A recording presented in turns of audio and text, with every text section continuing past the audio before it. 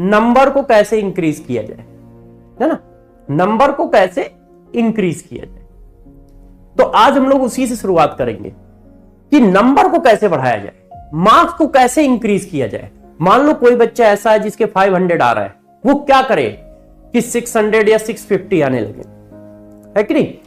कोई बच्चा ऐसा है जिसके 400 आ रहा है, तो वो क्या करे कि 650 आने लगे। तो जरा गौर से समझिए, आप लोगों ने कम से कम 60% 70% सिलेबस खत्म कर लिया है ना।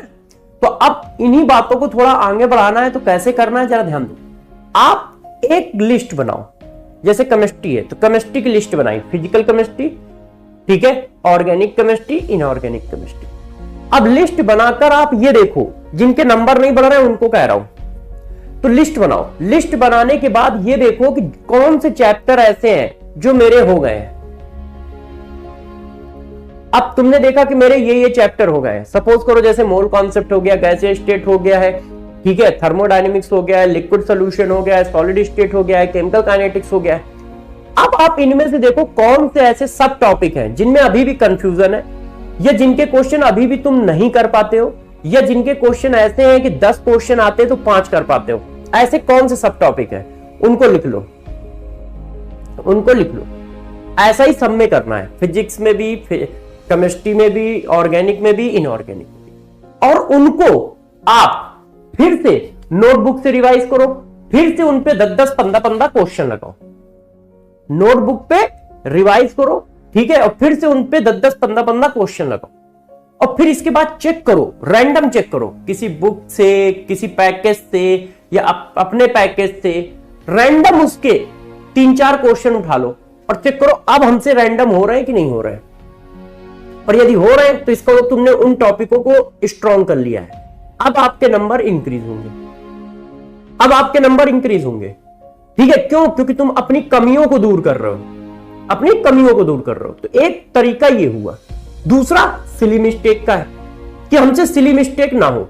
यदि देखो कि सिली मिस्टेक बहुत सारी हो रही है, भाई 720 का पेपर है, हमने अटेम्प्ट किया है 700 नंबर का, आ मेरे रहे 520, इसका मतलब सिली मिस्टेक बहुत ज्यादा की है। तो कहां पर सिली मिस्टेक रही? जो क्वेश्चन मेरे गलत हुए, क्या वो कॉन्सेप्ट की वजह से गलत हुए, या कैलकुलेशन मिस्टेक की वजह से हुआ, या जल्दी जल्दी करने की वजह से उल्टे सीधे ऑप्शन टिक कर दिए? इनमें से कौन सी चीज आपके साथ हो रही है? जो हो रहा है उस पर फोकस करो। यदि कॉन्सेप्ट गलत लग रहा है तो उस टॉपिक को रिवाइज करो, उस टॉपिक के फार्मूले अच्छे से रिवाइज कर लो, टॉपिक को समझ लो। और यदि कैलकुलेशन की सिली मिस्टेक है, ठीक है, तो उसको जरा इंप्रूव करो। उसको इंप्रूव करने के लिए जब भी पेपर करो तो कूल होके पेपर करो। इस बात से न डरो कि टाइम खत्म हो जाएगा, नहीं खत्म होगा। प्रैक्टिस हाई करो, प्रैक्टिस ज्यादा करो, ठीक है ना।